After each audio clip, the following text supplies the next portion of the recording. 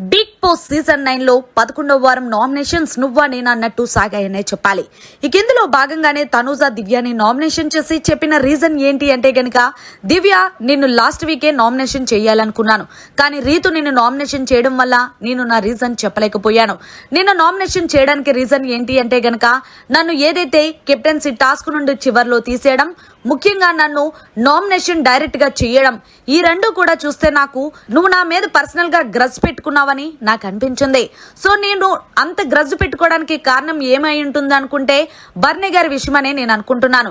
ఎందుకు అంటే నాతో బర్నీ గారు క్లోజ్ గా ఉన్నా, నేను బర్నీ గారితో క్లోజ్ గా ఉన్నా నువ్వు చూడలేకపోతున్నావు. ముఖ్యంగా చెప్పాలి అంటే ఏదైతే నేను కెప్టెన్సీ టాస్క్ లో విన్నర్ అయిన తర్వాత కూడా నన్ను బర్నీ గారు ఎత్తుకొని తిప్పితే నువ్వు సరదాగానో సిల్లీగానో నన్నెందుకు తిప్పలేదంటూ నువ్వు ఆయన్ని క్వశ్చన్ చేసావంట. ఈ మాట నాకు సుమన్ అన్న చెప్పుకొని వచ్చాడు. అంటే నీతో నన్ను కంపారిజన్ చేసుకుంటున్నావు. సో ఏదేమైనా అది నీ ఇష్టం, బట్ ఆ రోజు నువ్వు నన్ను టాస్క్ లో తీసేయడం అనేది నాకు నచ్చలేదు. పర్సనల్ గా నువ్వు నా విషయంలో ఇన్వాల్వ్ అవుతున్నావు అనిపిస్తుంది, కాబట్టి నేను ఇదే పాయింట్ తో నిన్ను నామినేషన్ చేస్తున్నానంటూ తనుజ అయితే దివ్యని నామినేషన్ చేసింది. అయితే దివ్య డిఫెన్స్ చేసుకుంటూ, ఓకే నువ్వు ఇప్పుడు ఎప్పుడుదో తీసుకొచ్చి ఇప్పుడు నామినేషన్ చేస్తున్నావా, మరి నువ్వు చేసిందేంటి, నేను నిన్ను నామినేషన్ చేశానని నువ్వు కూడా రివెంజ్ తీర్చుకుంటలేదా?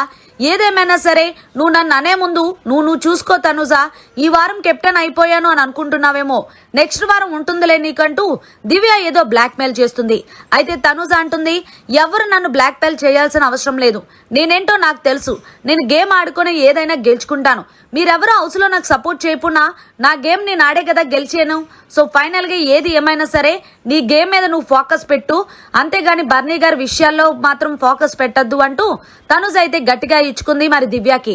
మరి ఈ నామినేషన్లోని తనుజది కరెక్టా లేకపోతే దివ్య చేసుకున్న డిఫెన్స్ కరెక్ట్ అనేది కమెంట్ సెక్షన్లో తెలియజేయండి. మరిన్ని లేటెస్ట్ లైవ్ అప్డేట్స్ కోసం చూస్తూనే ఉండండి మీడియా కార్నర్.